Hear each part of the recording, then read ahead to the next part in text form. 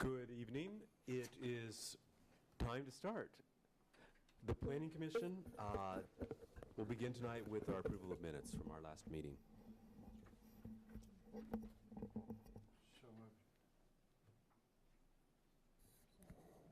So moved. Second? Okay. It's been moved and seconded to approve the minutes as read. Any discussion? If not, vote in aye in favor, please. Aye. Aye. Any opposed? Motion carries. Which brings us to our public hearing items, which we have none of tonight, and our administrative items, which is a review of our proposed 2019 capital improvement program projects for conformance with the comprehensive plan. Thank you, Mr. Chairman. That is the desire of the Finance Director to present a proposed 2019 capital improvement program to the City Commission before the end of this calendar year. And under state law, the Planning Commission has a role in reviewing projects in the comprehensive plan, particularly major utility and transportation projects, to find whether they are in conformance with the comprehensive plan, both geographically and the goals and policies in the plan. And so the capital improvement program is construction of those physical facilities and assets that are usually larger ticket items and are constructed over a period of time, so they lie outside the standard annual budget, and they're usually improvements that have to last for a long time. And so the city has a number of goals. Those are expressed in the strategic plan, the comprehensive plan, neighborhood plans. And so the goal of a capital improvement program is to address community improvement needs in a manner consistent with those goals. And so we've kind of summarized for you on page 3 the purposes of a CIP and try to identify a realistic level of financial resources that can be committed. The CIP tries to prioritize the city's needs to allocate those resources. First and foremost, to address basic facility needs like streets, sewers, drainage, and water, first and foremost. And then investments the city makes also facilitates the development process and helps promote economic growth and hopefully orderly growth. And we also want to address quality of life and public safety issues. So the plan has been put forward for 2019, and in an ideal community, comprehensive plan and CIP go hand in glove. They're tied together, and the CIP is based on priorities identified in the comprehensive plan. So in that regard, the state statutes for Kansas Planning, Zoning, and Enabling Act require that when the Planning Commission has adopted a plan, that a CIP not be adopted without the Planning Commission first reviewing and commenting on those proposed facilities. So John, do you have that ready that we can put those on the screen? Yes.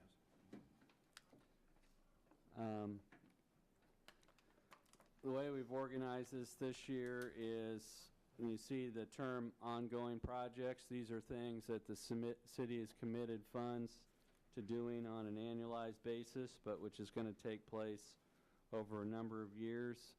So we have lots of water lines in the city that need to be replaced, and so there's an ongoing project to annually expend funds to do that replacement, and so that's an ongoing project.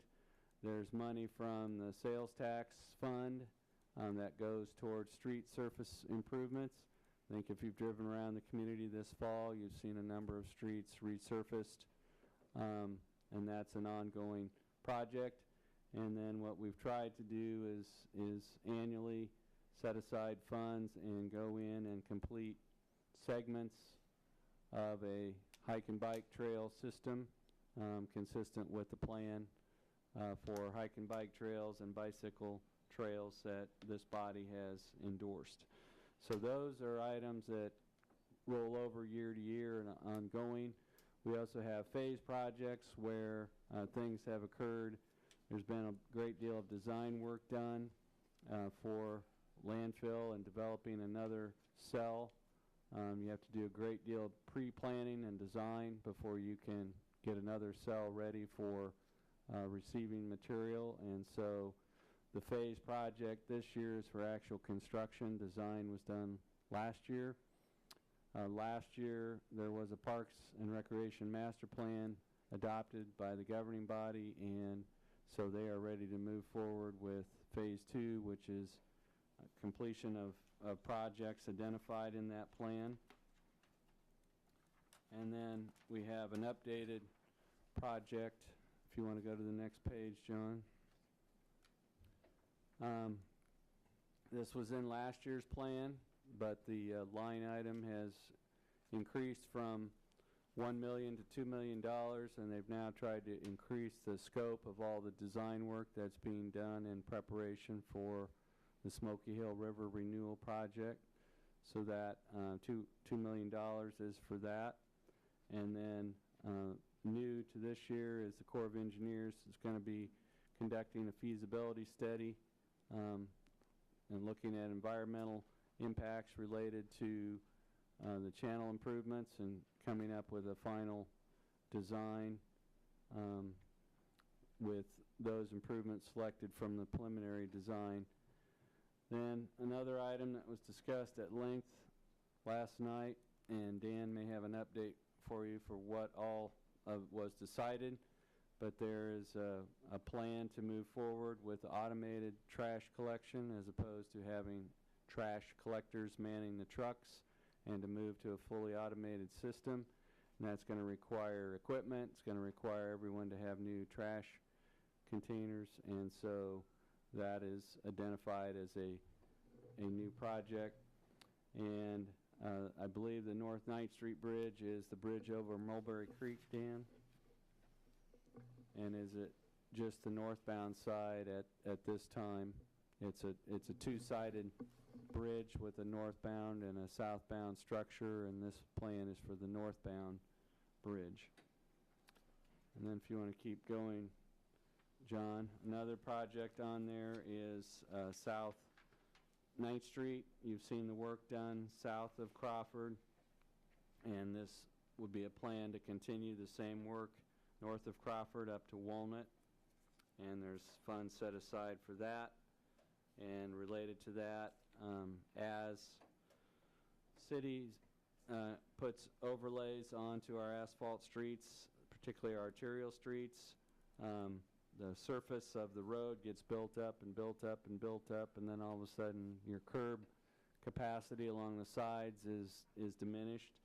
So those drainage improvements are to go in and improve the gutter capacity along South 9th Street, along with the other improvements.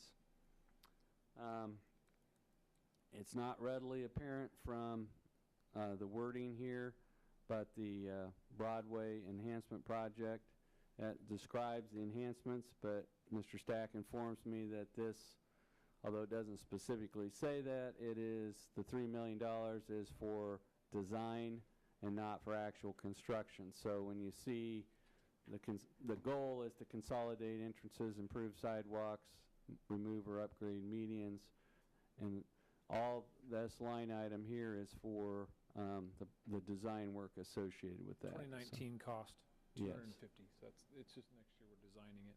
Okay, so $3 million is for the improvements, but the actual set aside for 2019 19 is is just the design, temporary yeah. notes, geo bonds for 250,000, and then you'll see in 2020, I think that's when the construction actually occurs. Okay, so we wanted to clarify those two numbers for you. And then we've had an ongoing problem. If you've driven by on Elm Street, you'll see that Elm Street is lined with police vehicles parked on the street and not in their own parking lot or secure parking, and the police department would very much like to have a secure parking facility. So they have acquired some properties on North 10th Street, north of the police station, north of Elm, and this line item is to allow them to create expanded secure parking north of the police station. And then the other item is an irrigation replacement project for the golf course. I understand that they currently have a lot of leakage and water loss and stuff in their current irrigation system, so this is a complete replacement of that. And so those are the projects that have been set aside for 2019. Recognizing that on the river renewal and on the Broadway project, we're talking about design work in 2019, not construction work. So your role today is to look at that public facility and public utility project list. Staff believes that they are located in the existing service area or areas identified as primary growth areas.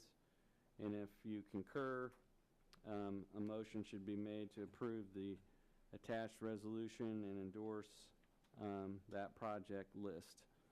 If after reviewing this list, the Commission wants to provide comments to the City Commission about any particular projects that believes are especially important that aren't included or should have a higher priority, that would be an opportunity to get that on the record as well. But you should have a resolution at your places there that's basically, John, if you could go to that map that we have. So from a geographic point of view, the gray shaded area is the existing built-up city, and then the other colored areas is the city's urban service area or growth area. And so part of your review is to make sure that we're not having plans that target growth for one area or improvement in one area, and we're doing investing funds somewhere else. So we believe that all these, some of them are on developed, long-standing neighborhoods, and most of these are of that nature and not on the urban fringe. So staff believes that these improvements are located either in the existing service area or primary growth area. And if you are in concurrence with that, a motion should be made to approve the attached resolution and endorse the project list. So with that, we'd be open to any comments or questions about the project list, and then any other comments that you have about capital projects. Thank you, Mr. Andrew. Commissioners, do you have questions for staff?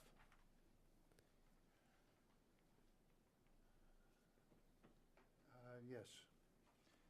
Would I be just spinning my wheels if I asked for a transload facility like I did last year? You can. The practicalities of that are not real strong, and that plan involves somehow constructing an alternate rail line alignment that doesn't follow 4th Street, and that has a price tag associated with it that no one with staff would have the courage to try to provide. Except if you build a transload facility, you eliminate the need for the tracks. Correct. But the right-of-way acquisition and the construction of the alternate rail path has a cost associated with it that we would be hesitant to try to provide. You know, I just wonder, has anybody ever even talked to the railroad? It is not just the railroad, it's also the customers who are served by the railroad. Well, one customer, Phillips. And, you know, I think for the betterment of the community, they might agree. You know, and I don't want to waste my time or ink if nothing's going to be done. I know there is one commissioner that is interested in the project. but I think there is only one. I don't think it's even identified as an identified but unfunded project, just because it does not seem particularly feasible unless there was some chest of money created like was done. The city never could have financed the North Ohio overpass with city funds, but there was a fund created through KDOT and the federal government for grade separations, and it was a one-time opportunity that the city took advantage of to build the North Ohio overpass over the tracks, but that never would have been funded locally by itself. Well, Mr. Baffa, would you lower your mic, please? there's two transload facilities that KDOT helped with in Garden City and Great Bend. And if that could have been built here, we could eliminate the 4th Street Railroad tracks.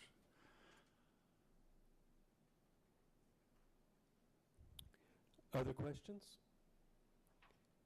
Mr. Stack, could you elaborate a little more on the garbage collection?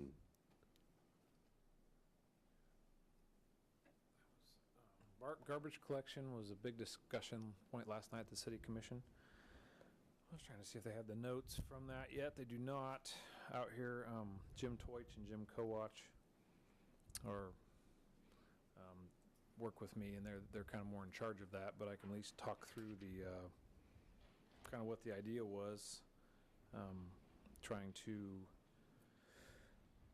over the years, there's been plenty of proposals to try and automate our trash collection. With it's hard to keep staff to do that. It's injuries are an issue with many cities in the nation have gone away from people running behind trucks and jumping off and on trucks to load trash. So we're one of the few in the state that still actually does that. And then it's just hard to find people to do that. So the idea has been to go to a total citywide automation. So I think that part really wasn't in major question last night, but it still hasn't been finalized, I guess you'd say. The main topic of discussion is curbside recycling. And so last night they talked a lot about curbside recycling and whether or not we should have it, and it's quite a cost to have it. So it's trying to figure out the balance between having recycling in our city, which we do have the new recycling facility, and it's continuing to go up in volume, and people visiting it and visits, and people bringing their recyclables there. But there's 800 to 900 customers who still have curbside recycling and may or may not be able to take it there. So there is a balance to try to figure out what's the best solution for that. And it was voted on last night, but it was not passed 2-3 to proceed with eliminating curbside recycling. So the next step will be to go back to the Solid Waste Committee in 2 weeks and work through some of the questions that were brought up last night, and then come back to the commission to try and move it forward.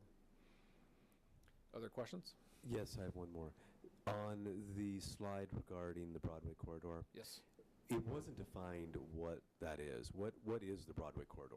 Where does it begin and where does it end? Okay, yeah, we should have that on there. So it's Or no, really I didn't see that. It may have been- Crawford to Ash is kind of what we've had in the study so far.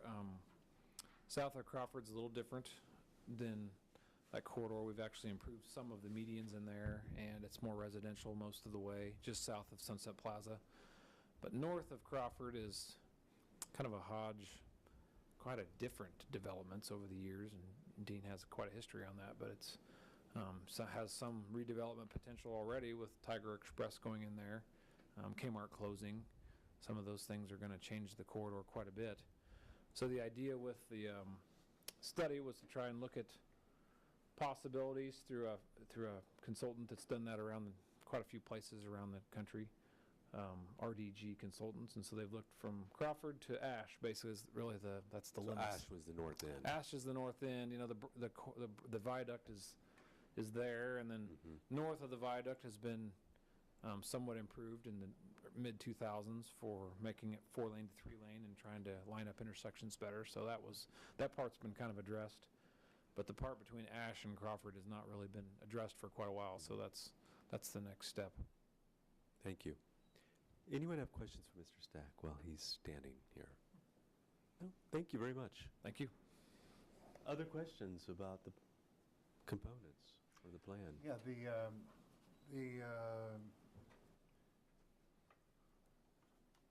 Smoky Hill River Plan updated projects, the project cost us $2 million, but yet, is that for design? That is for design. $2 million.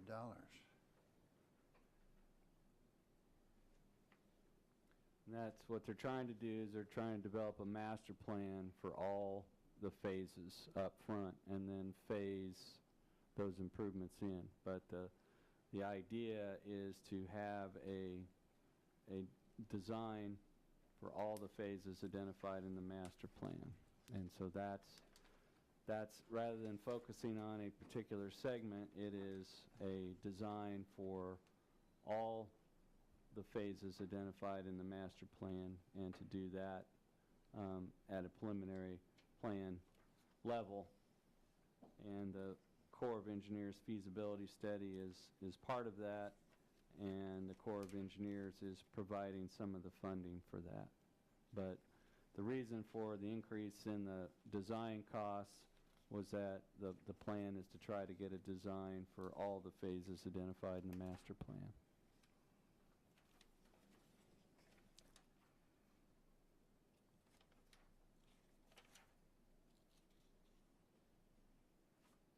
Any other questions? Comments?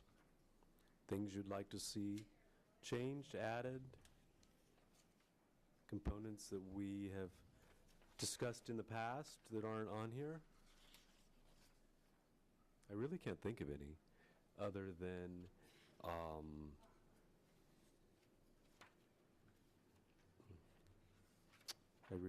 I think that most of the things that we've talked about in the past. The only thing that I would wonder is the 9th Street corridor north of, what would it be, where St. John's is? Broadway. Wherever that is, farther north, out to the interstate. Oh. My big thing on that bit. We talked and we did something as far as a conservation district. And is there anything else going forward on trying to do something similar to what we're doing on the Broadway corridor? There is, there were private funds that were granted from the Dane Hansen Foundation to North Salina Community Development, and there are funds set aside for tree removal, and many of the trees, undesirable Siberian elms and things that were conflicting, uplifting sidewalks and getting into power lines, have been removed. There's plans for redoing the sidewalks, and also funds set aside for homes to improve their front porches and front facades facing 9th Street. And I think is it correct, Dan, that there's a follow-up survey of owners and residents to see other things that they'd like to see happen, and particularly between Pacific and the levee? That's correct. Yeah, there's ideas on how to slow traffic down and make it more pedestrian friendly. It's kind of a fast 40-mile-an-hour road, currently kind of wide for the traffic that's there. So the idea that we had already was to try and stripe it so it's only 2 lanes. But that only works if we have some physical narrowing somewhere, which we're looking at doing at maybe some of the intersections. They would really like to put some kind of a gateway at the north end of their, basically the north end of North Salina's kind of boundaries, which they say is about the levee, or about the dike that's there. So that would be kind of south of where you're talking about. But it is something that's being discussed with their group to try to put in some kind of a pedestrian crosswalk, some kind of gateway structure to narrow the road to possibly, you're coming in basically a divided highway from the north there, but then as you constrict down with trying to get people to park on the road and narrow it up, that will reduce speeds, and so that is the hope. Right now, the restriping it, it really didn't reduce speeds because nobody really wants to park out there. So if there's no parking and no real, narrowing, you don't feel constricted at all. It's just too wide. People still drive fast. So that's what we found so far. We are with the northbound bridge, putting a sidewalk would be on that side. We're putting in a bridge with a sidewalk attached to the bridge, which allows, I don't believe there's not a sidewalk on the southbound bridge. So it's interesting. It's been a real shift in the last 10 years or so. 20 years ago, we didn't put sidewalks on really anything. So it's just there was kind of a gap there where we started putting them in the mid-2000s. And so as you put them in, you can start connecting them. So that's the hope. Is you put a sidewalk on a bridge that goes to nowhere, eventually we will somehow connect that at some point in the future. And we believe, the levee has a nice trail on it up there. The levee to the bridge could be connected, and we'll start that process next year, actually, with trying to build a sidewalk on the bridge, and then it'll connect to the two driveways, at least, that are there. That's a start. And then hopefully we can connect that to the levee at some point to the south. That's really trail-wise. I can't remember what else you were saying, though, about... I guess what I was really more interested in is what we're doing in terms of looking at future use of land more the that is planning side. occupied by commercial structures in flood areas. The structures aren't attractive. Right. The approach isn't attractive. So it's kind of a combination of beautification / future land use / changing land use. Mm-hmm. Right. Right now, the point of emphasis through the Dane Hansen grant is the area between the levee and Pacific, and then that's their primary focus. And then if there are funds and energy left over, they may then focus on the piece between the levee and the interstate. But right now, the focus working with owners and residents is that section between the levee and Pacific, the Five Corners area there, and looking at what improvements there are in the right-of-way and what can be done to give that a road diet or some traffic calming. This is a little bit off the subject, but sidewalks. I remember we had a discussion about sidewalks being the responsibility of the property owner in town. Is that different Right. when it's on a highway, or what's the distinction? Arterial, it's a good question. It seems that it's, in the case of North Salina, they were able to get a grant from Dane Hansen Foundation to improve their appearance, front porch project, they call it, trees, landscaping, and then sidewalks was a part of that. And so they came to the city with a proposal to, if we could partner with a sidewalk project, then it could go a lot farther and we could get a lot more done. And along arterials, typically the city does do more, we put those in on our arterial projects. So for example, South Ohio, East Magnolia, when we do a widening project on an arterial street, is the higher volume roads. So we typically have more interest, I guess, on the sidewalks in those areas. And so in this case, it was a nice partnership to help us improve the sidewalks up there. And then as we do some of our major improvements, Country Club Road, the 9th Street corridor that we're working on with the curbs, the roadway. Once you replace the curbs, you get into the driveways. Once you get into the driveways, you get into the sidewalks. And so we're trying to, when we have some funds, we can't do everybody's sidewalk, and we can't do 100% replacement. We can at least get do more of a worst case approach, I guess you'd say. If there's a sidewalk that's broke up that we can't even tie into for a driveway or a curb, then we're replacing it, basically. Some of the people on 9th Street were very fortunate. Yes. It's somewhat their unfair. driveways were wrecked, their sidewalks were wrecked. Right. It would have cost them enormous amounts of money to do Yes. what was done for them when that street was rescaped. Mhm. Did the city contribute trees to that project? Because I've noticed Yes. a lot of the homes have new trees planted. Correct. And I didn't assume that the owner had planted them.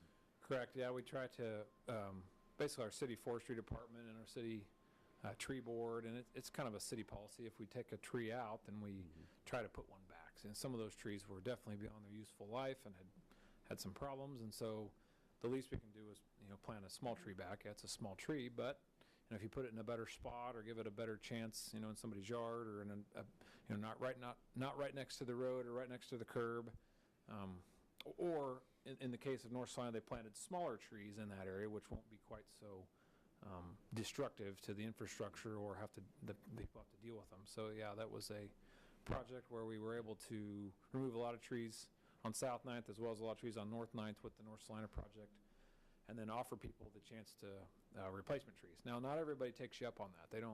Trees are expensive to maintain, as people know. Over time, you have to if you want to keep them nice looking, you have to maintain them. And so some people say we don't want them, so they just went into the parks or other places in town that the Parks Department thought that we needed them. So yeah, it was a good. We're a tree city, so we try to make sure we don't reduce our number of trees, but maybe put them in places that are more successful. Last year, we had the conversation and suggestion as a commission that there be more expansion on sidewalk restoration around the city, which would mean that we would have to somehow come up with a partnership to contribute with the homeowners. Are we getting anywhere on that, or is there any feasible way to actually see that happen on streets that aren't being redone, but the other streets around?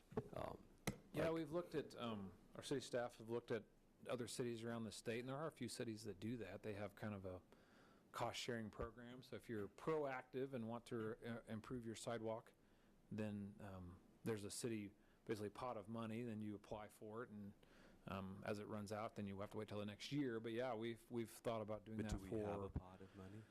We do. We have a annual allotment kind of for sidewalk repairs. So this year we used it on the North Salina and then the South 9th, so North 9th, South 9th areas basically, and that we used up about $50,000 a year. That's about what we have for sidewalk repair or new sidewalk or just sidewalks in general.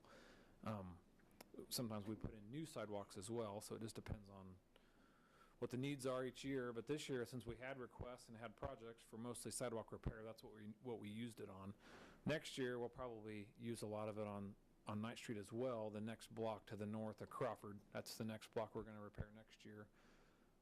But then after that, we do have a draft policy that we'll take to the commission for a cost-sharing approach. Good. So we came up with that this year, but it got delayed. It was going to go to the commission, actually, but it got delayed with the North Salina stuff because it's like, well, we're going to use it all here, so there's no reason to get everybody excited about it yet. But when we have the money in either end of this year or I'm just going to say 2019 or 2020, we should be able to roll that out, and we'll see how it goes. I guess it's one of those where we don't know if we'll have a lot of people that are interested in that or I think for very few.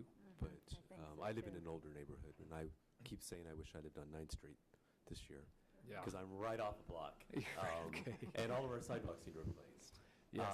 And then there's something that's totally dropped off this that we talked about extensively, and that is the signage.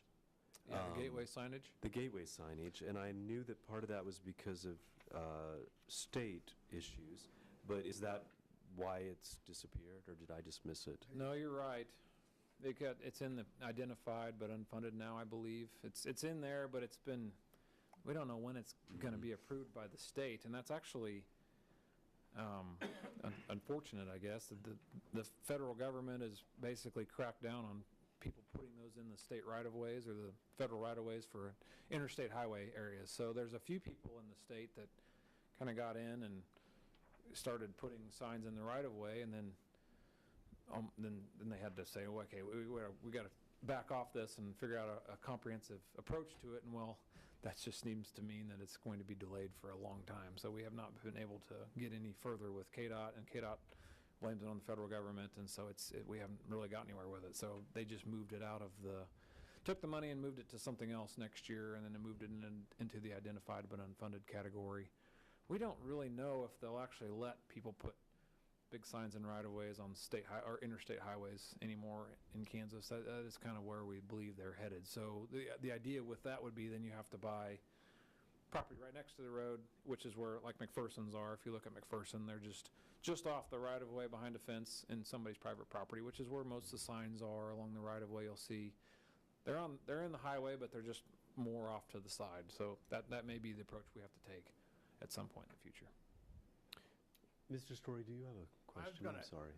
you're talking about North 9th and getting people to park their cars on the street there. Right. Couldn't they do something on North 9th, much like they did on Santa Fe, and kind of make that inset? Yes. That'd be kind of a, Yeah, I think that's probably where we're going to have to make some improvements at the curb radiuses and Right. bulb outs and start doing some physical protections where people will have to physically move their cars over and Right. not think they can, work, fly around somebody. It's yeah. just, it's a super wide road. And so either a restriping or some of the bulb outs is kind of what we're looking at. yeah, you'd like to do up there on Elm Street. Yeah. Around the Lee and the McCune building and that sort of thing. Correct. That'd be really kind of handy up there on North 9th. That would go a long way to beautify that area Yeah, and that, and park out the cars out there, and so yeah, the North and Salina slow the group's pretty traffic interested in that. It's definitely something they're considering or looking at. We're going to meet with them in a month or so and talk more about those things. So that's a good point. And they're just extremely proactive. They seem to be able to they got a nice grant for this project, and there's no reason to believe they wouldn't do it again. Barb Young and the group up there is pretty interested in, and they've got some ideas for a gateway structure, which is pretty exciting. Right. Don't know where that's going to go, but we'll see where that ends up. There's some energetic people with some focus and some vision, so hopefully it will go somewhere. Are we moving stoplights around? Is there some kind of concentrated plan to change things? Because I'm still sitting at I'm still sitting at intersections waiting for a light to change that doesn't actually exist. And I just wondered, are they changing? Are they coming back? Or Downtown stoplights, we've tried to reduce where we don't need them. And Well, so that's it's like a big 7th change. and Iron, where my Seventh and office is. Iron, yes. That's an example of one that over the years it doesn't warrant. There's requirements. They're called there's federal. I'm trying to think. National requirements, I guess you'd say. They're adopted by nationally so that you don't have people putting up signals and signs everywhere or wherever somebody wants one. So they try to have some kind of order on signage. And so there's a national standard that's followed that the states then adopt, and then the cities are forced to adopt as well. So the Manual on Uniform Traffic Control Devices says you need a signal when you have this much traffic or this many accidents or this much sight distance or this much volume of cars, that kind of thing. So 7th and Iron didn't need one. And so for some reason, years ago, lots of our signals actually in town, if you find you're sitting there and you wonder, there's no one around, does this signal really need to be here? So there's a few in town, maybe we're not sure how many, but there's quite a few that were put in when they just put a signal wherever someone wanted one. So it wasn't really governed very well. So not that 7th and Iron was that way, but we looked at it with the downtown project. Wasn't warranted. The one at Iron and Santa Fe is, and the one at 5th and Iron is marginal, but we kept those two in play and removed the one at 7th and Iron for good. And actually that infrastructure was pretty good infrastructure, pretty new, nice black poles, very, only 10 years, a little over 10 years old. So we were able to take that infrastructure, which is, many thousands of dollars worth of poles and a box and bases and everything, moved them over to where we needed a signal at Santa Fe and Santa Fe and Ash, which is where the new signal is, but it's the relocated one from 7th and Iron. So there will not be one that goes back at 7th and Iron, and then at Santa Fe and Elm, which is the north end of kind of downtown. That was also an area where the signal really wasn't warranted. There just isn't that much traffic or that many conflicting movements there to warrant a traffic signal. So it'll just become a four-way stop. if you That's take what the it is now. focus off the traveling vehicles, though, and you look at the pedestrians, I guess that's my question, is that I don't know that all of it seems pedestrian-friendly. This intersection right out here, for example, which is probably one I use the most, almost always there's a pedestrian at the intersection somewhere when I approach right here in front of the city office to the southeast. But there's no traffic light, right? So the southeast, There is that the was, one at wasn't there? 7th and, you're talking 7th and Right here, Ash? the one that goes to your parking lot over 7th and Ash? Yeah, 7th and Ash, yeah. correct. There used to be a signal there years ago, yes. Maybe. Not since I've been here, but there was quite a few signals removed downtown, 15, 20 years ago. But it's well marked. It is. It has signs, it has crosswalks, so I would have assumed that it would have some kind of electronic signaling and some kind of assistance to people to actually get them across the street. Is that the one with the flashing yellow? You haven't seen? That's the flashing yellow. That's what we've done at some intersections to help with crossings. Those are very, very reasonably priced improvements to make. It makes people feel safer as well as it makes people stop when there's a pedestrian there. So the yellow flashing light seems to be something we're So going it's to kind of do more. replacing stoplights. It is. I mean, a traffic signal, $150,000. So that every one of those is really expensive, and then something like that is 12. So that's why if we don't need a signal for vehicles, but we need something for pedestrians, then we're trying to move back to different kinds of stop or conditions, or what do you call it, infrastructure for just pedestrians. Downtown, you will see we have removed a lot of the mid-block traffic lights as well.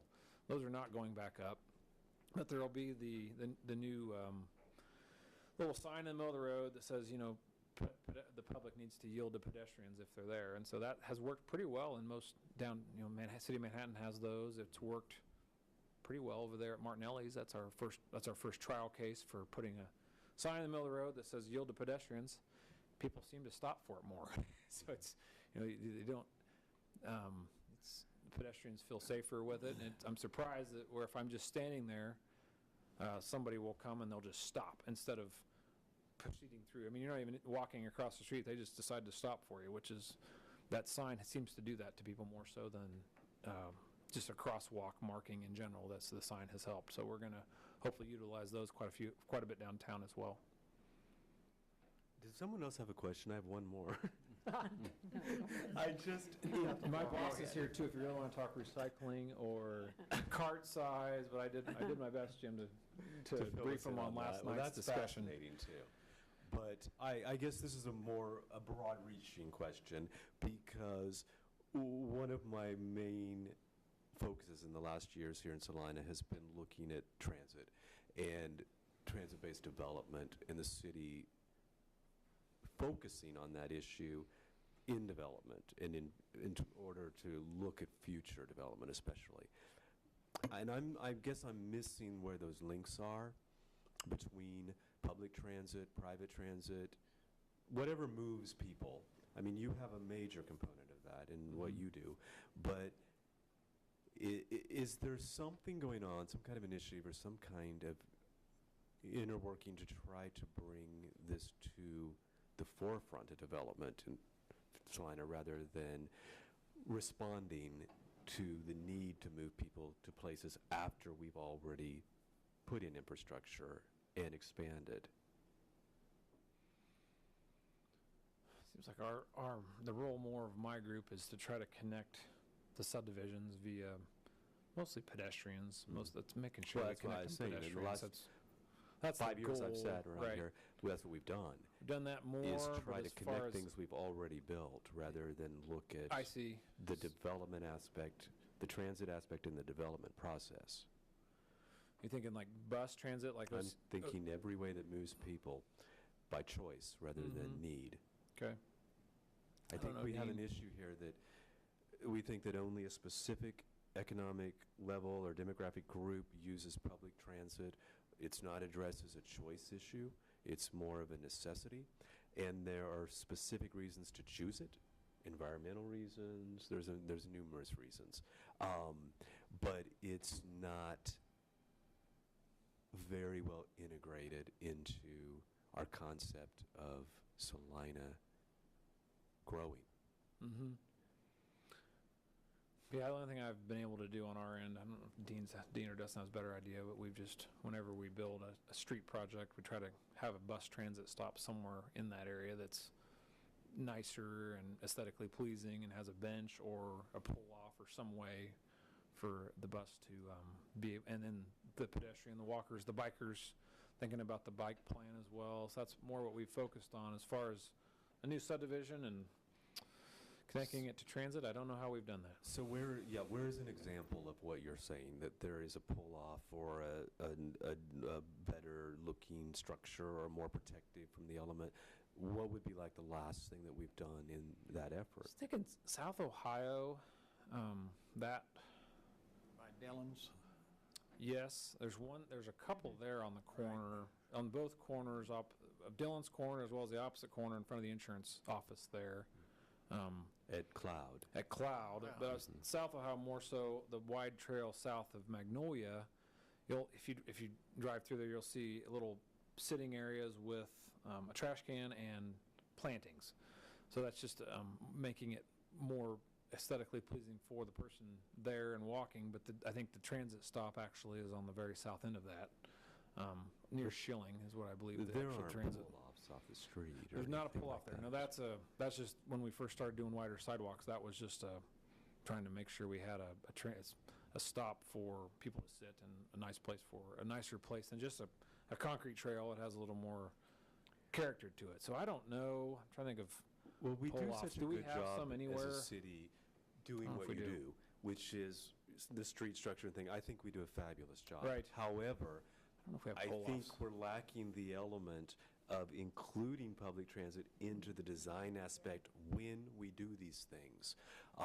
For example, 9th Street, I don't know where you chunk out things when people Right. have houses and things, but we're not doing that, and we are looking at more and more people that are going to need mobilized because of age.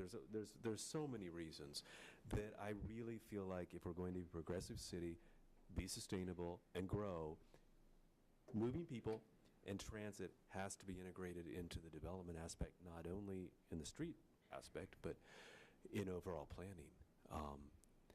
And that sounds more like a speech than a question. So that should be done on Broadway. Yeah, I thought we had something shown on Broadway where we'd have some Yeah, I think bus it's stops. vital that we, Yeah. if Broadway's the next project, I Mhm. think it's vital that we look at that specifically. And as a planning body, I would assume everyone agrees that this would be an opportunity to show how this mechanism will work. Plus, I think what we look at for future use in that area, if we actually have mixed use, if we have multifamily, if we have the things that we've talked about happening there, it's very likely that the people that would live there and use those residences and those businesses would choose public transportation. But having them get out on Broadway in a bench with no cover Right. in the middle of winter isn't probably something that I would consider progressive. Don't you have that one there at Gibson's there on South Street and Broadway?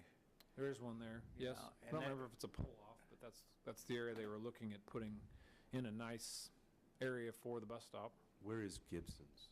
There the old on Ace South Hardware. Street, Maggie Ace Mae's. Hardware. Oh, Ace Hardware across from Ace. Maggie Mae's. Right. Mm-hmm. that's before my time.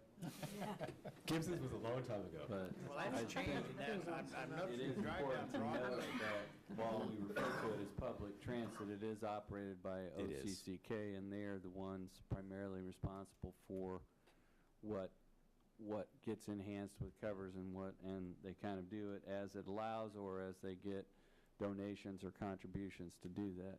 They do, and I've had the same discussion with them, and it's something that, this year I personally, am going to really look at that issue and how we can address it. But I think it's something we need to do as a city, and we need to work with us. Wally had something more. Do you have something more, Wally? No, I'm just talking about, look, I was driving down Broadway the other day, and it looks to me like things are kind of getting moved away, and there's some buildings that are not there anymore, seems like, and in fact, the Jim's Truck and Trailer just hardly seems to be in existence anymore, but there's been some other stuff from, I guess,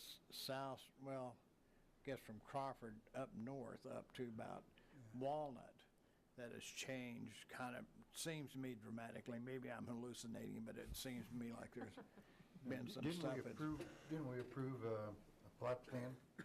Well, there's a site plan, a group out of Iowa there's put together on that Broadway corridor, what they're going to do.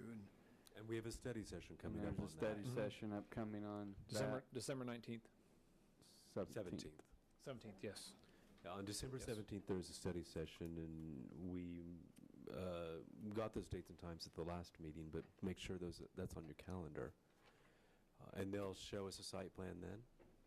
Or a mock-up? Or Yeah, they have kind of concept. a vision for the corridor. So site plans are a little more, they picked a few sites and Yeah, it's along- more a master plan for what the corridor could look like. Right. It's a really nice-looking corridor, but yeah, they had to pick a few areas where they thought, here's a possible development for this site. So that was the thing that they had to kind of get past the owners, is that, we're not taking over your site and going to put something here. This is just an idea that we think would work for this site. So they picked 4 or 5 sites through the corridor and made them look nicer and said, here's the possibilities. And so that's the kind of the hopes that we're looking at, and whether that happens or not is one thing, but at least the street, the hike and bike trails, the lighting, the crosswalks, the signals, we can beautify the right-of-way and a lot of the adjacent, I guess, next to the road the best we can. And then a lot of times in cities that have done that, the development will follow. And that is the hope, I guess, in that case. And one last question. Are we moving more towards xeriscape in the medians and things? The bit going east East on Magnolia. is really turning out to be one of my favorite That's fine. Yeah, Magnolia's a stretches good- of landscape. Been good, Yeah. yeah. And it's obviously xeriscape, whereas Mhm. we've got the others, which look lovely too. They And look nice, I but like they're them year-round, but right. they're Water, yeah. water. Yeah, we require There's a lot of times that water. they put out plants, Rain garden. flowers Well, that die. they are watering that, though. I thought they were supposed to on do that with Magnolia. that Broadway Magnolia. corridor. Will they have to keep it up, or is it just for establishment, do you think? I don't know then. Yeah. I hope it's just for establishment. It's Dustin's been pretty involved in that with just xeriscaping around the city. It's with our water rates and our water conservation ideas. Most people are at least looking at water costs most people a lot of money, so that if they don't have to do water intensive plants, they choose not to, which is, I think that's changed. Is that fair to say, in the last 10 years or so? Yeah, I think that where we live and our climate zone and soil types, there aren't a lot of plants that you can completely ignore, so to speak, but there are some that have fairly minimal maintenance once they get established. And so there are a lot of people that, for their own personal interest of not having to spend a lot of energy and money maintaining the landscaping, are interested in xeriscaping. And I think you do see some more of those things happening. Maybe not to a full-fledged, what we would call a full xeriscaping plan, maybe kind of a hybrid of some xeriscaping elements with still some turf grass and things of that nature. But yeah, we're seeing more xeriscaping taking place, and I would say that the East Magnolia project is a good one because it is a lot less maintenance intensive on our end. And we still have to water it some, but it's not irrigated, which all the others are irrigated. So it doesn't require a level of maintenance where we felt we needed to irrigate. Yeah. But it's good enough that we can drag tanks and get it watered that way. And then also it doesn't require mowing, and there is some trimming involved, but that again is fairly minuscule compared to what we're dealing with in some of our bigger medians like on South 9th. Well, and it's visually attractive year-round, which the other are too, but this one is especially striking. You know, the really- shape, the sizes, really hit the mark there. dimensions. Yeah. Yeah. And I just think it'd be great if we continue, the conservation's obviously the primary Yeah. component, but there's also an aspect of design that is unlike other cities and other places. And I think it suits our area and our locale. Yeah, we would think for sure for the Broadway stuff we're working on, that's kind of the direction we're headed. So, and downtown as well, is that we will have irrigation downtown, but it's going to be more lower intent. The irrigation is somewhat to get them started and get them through bad times, more or less. It's not going to be fescue grass with high-intensity plants that require water all the time, which South 9th is somewhat that way and has been for years, and it looks really nice, but it's expensive and a lot of work for us, and we are moving more towards what closer to xeriscaping as we can get. Excellent. Well, like I said, the city does an excellent job in all these ways. We thank the Parks Department because that was Dion and Bob Ash's idea totally. Those guys, before Bob Ash retired, they had that idea and put it in, and it's been a success. So that's really neat. Questions for Mr. Stack? Thank you, sir. Thank you. You're always great. Other thoughts or anything that's come to mind that you think we need to talk about or address or add or? I think for the most part, for the last 4 or 5 years or whatever I've been around, we've been moving in the same pattern. Like I said, the only thing I don't see is the signage out on the interstate, but I understood that was falling off. And then I thought there was something about a facility for a shooting range, or That was the police department. It is, it was. I thought it was part of the The funds were capital. budgeted and set aside for 2018. It's just that the construction didn't occur, but the funds, it was part of the 2018 18. plan, so it is funded, it's just delayed. Okay, so it wouldn't be on this one, and that's what I wondered. Not that I memorize these things or anything. You can't sit in this chair and not notice all these things in Salina, really. I drive around every day and I notice all these things. Anybody else? Well, then, if there's nothing else, I would entertain a motion. I move that, is that right? Are you? Okay, okay, okay. I move that we approve the attached resolution number 18-1 and endorse the proposed 2019 capital improvement program project list. Thank you. Second. It has been moved and seconded to approve this plan and endorse it. All those in favor, vote aye, please. Aye. Aye. Any opposed? Motion carries. Which brings us to any preliminary discussion items. We have none to bring forward this evening, other than to just note that there was a study session last night with the City Commission on our project staff's going to be working on over the winter months that will have some Planning Commission involvement, and that's to come up with a comprehensive downtown entertainment ordinance to accommodate all the activities we anticipate coming out of the streetscape and the improvements there, and that is to accommodate things like food trucks, food carts, street performers, all those types of things. The difference being downtown is that so much of the space is publicly owned space or right-of-way, and we handle those things pretty well on private property, but so much of downtown is public space that we really need to address those separately, and so that's going to be a high priority project during the winter months. And then just a reminder, and we promise that we will send you a meeting notice and reminder, but the study session on the 17th, Monday the 17th, is a joint Planning Commission, City Commission study session, so you are not only invited, but it's considered to be a regular meeting for you as well. On the 17th and then the 18th, we will turn around and have a meeting with a number of agenda items on that, including a potential new, different location for the police shooting range. So, Thank you. The 17th is a Monday. 17th is Monday. It'll be for the It'll be regular City proceed Commission the meeting, City and we'll have Commission our meeting. regular meeting on Tuesday, the 18th.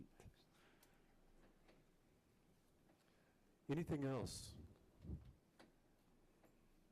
No? Any of the public? Anyone wanting to speak? If not, a motion for adjournment? We could do that. So moved. It's been moved. Second?